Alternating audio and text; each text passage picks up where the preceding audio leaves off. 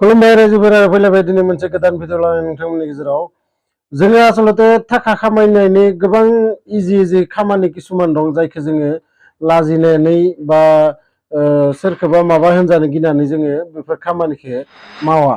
जेरै आजिखालि प्राय 90% मानसिनि आखायावनो गंसे गंसे गेदेर गेदेर मबाइल लायो बा मबाइल थायो आरो बे मबाइलजों सानसेयाव बेसेबांबारदि बियो मालायनि स्टेटास नायो मालायनि माबा रिल्सफोरखौ नायो मालायनि भिडिअफोरखौ नायो नाथाय नोंथांमोना मिथिगोना बे भिडिअनिफ्राय बिथांमोना बेसेबां फैसा खामायो गोबां फैसा बिसोरो मासाव खामायो जाय भिडिअखौ नोंथांमोना मबाइलाव नायनानै टाइम पास खालामो आरो थिग बिदिनो नोंथाङाबो बेबायदि भिडिअ बानायनानै मबाइलजोंनो नोंथाङाबो फैसा खामायनायनि मोनसे लामा दिहुनना लानो हागो जुदि नोंथाङा एसे साहस खालामनानै दिनैनिफ्रायनो स्टार्ट खालामोबा भिडिअ खालामनाय आरो माबायदि भिडिअ खालामनांगौ बेखौनो आं दिनै नोंथांमोननो A to Z खोन्थागोन भिडिअखौ नायबाय था जोबजासिम।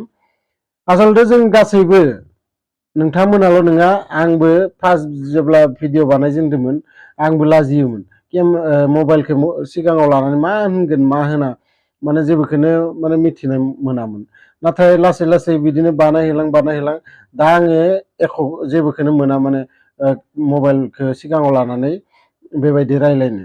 नोंथाङा बेबायदि भिडिअ खालामनो गोनांबा बे मबाइलखौ नोंथांनि फ्रेन्ड बानायना लानांगोन मबाइलखौनो लोगो होनना साननांगोन आरो मबाइलनि केमेरायाव नायनानैनो नोंथाङा जा रोंगो बेखौ फटाफट 5 मिनिट 10 मिनिट जेसेबां गोलाव नोंथाङा बुंनो हागो बुंलांबानो मोनसे भिडिअ जायो।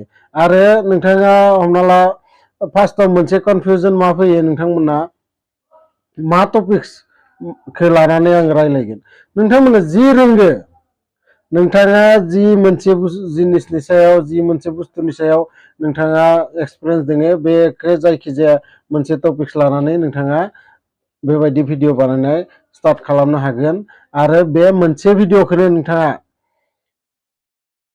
इउटुबाव होनो हागोन फेसबुक पेजाव होनो हागोन इन्स्टाग्रामाव रिल्स बानायनानै होनो हागोन आरो बे मोनथामनिफ्रायबो नोंथाङा गोबां रां खामायनायनि मोनसे लामा दिहुनना लानो हागोन जुदि नोंथाङा बेखिनि साहसखौ खालामोबाथाय। आरो जुदि नोंथाङा बेफोरखौबो हाया होमबा आरो इजि बयनिख्रुइ इजि मोनसे मा आजिखालि ब्लग चेनेल माने मायावबा थांबाय बेयाव नोंथाङा एसे भिडिअ खालामबाय आरो लोगोसे बुंहोलांबाय जे दिनै आं उमुक जायगायाव थांहांदो आरो बे जायगाया जोबोद समायना बा बे जायगानि बिसय जा रोंगो नोंथाङा जा मिथिगौ नुनानै जा मोनदों बेखौनो नोंथाङा मबाइलनि मबाइलखौ सिगाङाव लानानै नोंथाङा बुंलांबानो बेबो मोनसे भिडिअ जायो।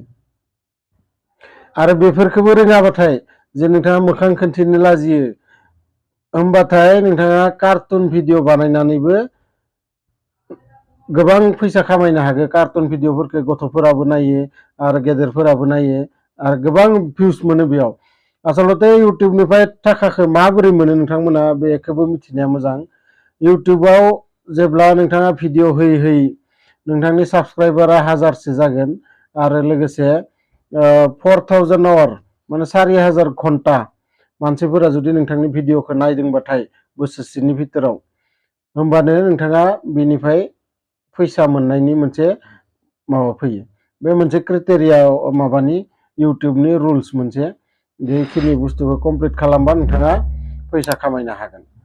थिग बिदिनो गोबां बेबायदि लामा दोङो नोंथांमोना निजेबो मबाइलाव नायबो एडिटिंफोरखौ माबोरै खालामो थाम्बनेलफोरखौ माबोरै लगायो बेफोरखौ नोंथांमोना नायना लाबानो जाबाय। मबाइलाव नायनानैनो जोंबो सिखायदो आरो नोंथांमोनाबो बिदिनो सोलोंलांनो हागोन।